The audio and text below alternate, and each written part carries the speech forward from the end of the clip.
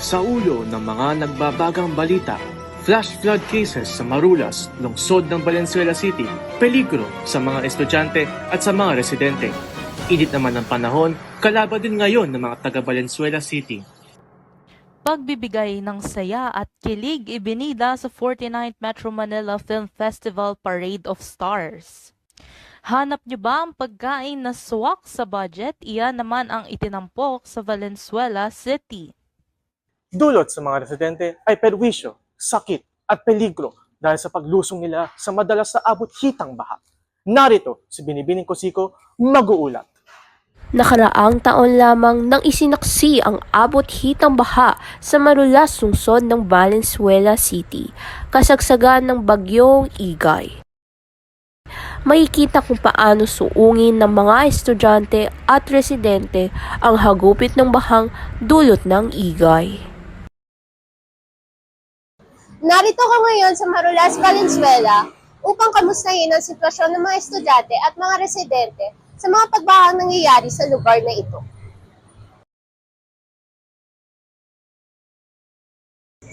Naranasan niyo na po ba yung mga pangyayaring pagbaha dito sa lugar na ito? Opo. Madalas po ako pumupunta dito. Habang pauwi ako pa Malanday, na-experience ko yung mga baha dito na apaka-traffic talaga. Pag susunduin ko yung mga katropa ko dito, ang baha pa rin eh. Tapos ang hassle talaga eh. Yun lang po ba yung mga naranasan niyo dito? Oo po. Pag malakas yung ulan, ang bilis ng baha dito. Hello po, Miss. Nakaranas na po ba kayo ng mga pangyayaring pagbaha po dito sa lugar na po ito? Opo. Actually po, inaabot po kami dito. Opo. Opo. Tapos ano pa po yung mga naapektuhan din po ba yung business yung po dito sa mga pangyayari? Yung iba po kasi mga rider hindi na nakakarating kasi sobrang baha na nga. Ganun. Pero yung iba naman nagtsatsaga. Pero may mga walk-in pa rin po kami natatanggap sa customer. Naman po. Okay po. So, Medyo lang naman po na-apektuhan pag lalo na yung bahang-baha. Pero madali naman pong humupa yung baha dito. mayari po yung rin po siya. Opo. Rin po yung baka. Opo.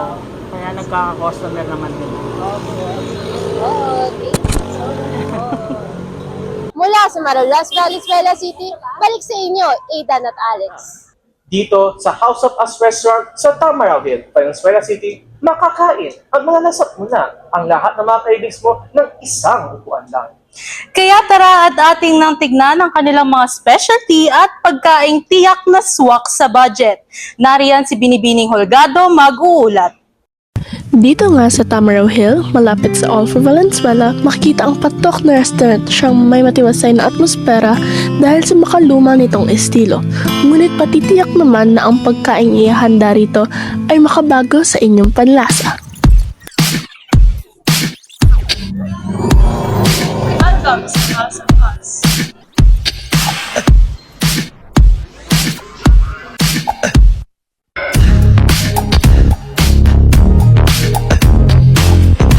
Mula sa 59 pesos hanggang 500 pesos, rice meal, seafoods, baked sushi, pasta, mga inuming kakaiba at iba pa, depende sa pagkain iyong nais kainin, masusulit mo ng husto ang iyong bayad at tiyak pa ang magandang customer service.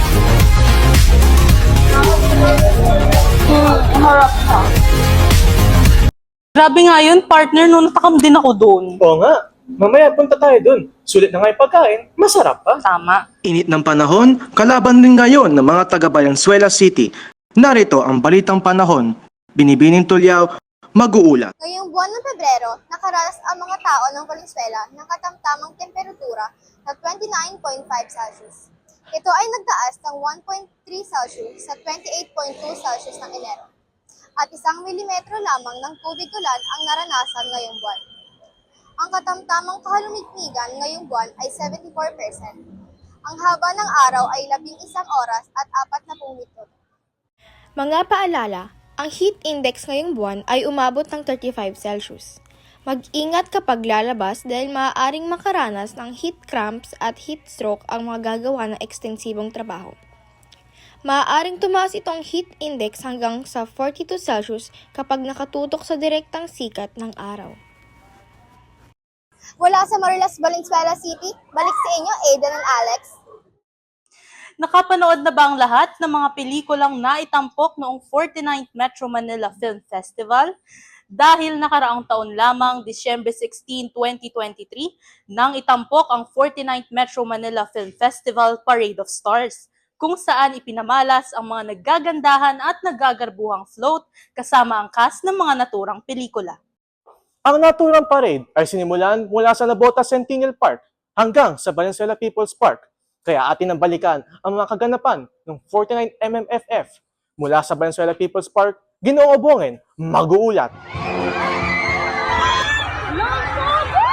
Itinampok nga ang ika-49 na Metro Manila Film Festival nakaraang taong Disyembre 16, 2023, kung saan nagbigay ngiti at saya sa masa ang naturang Parade of Stars.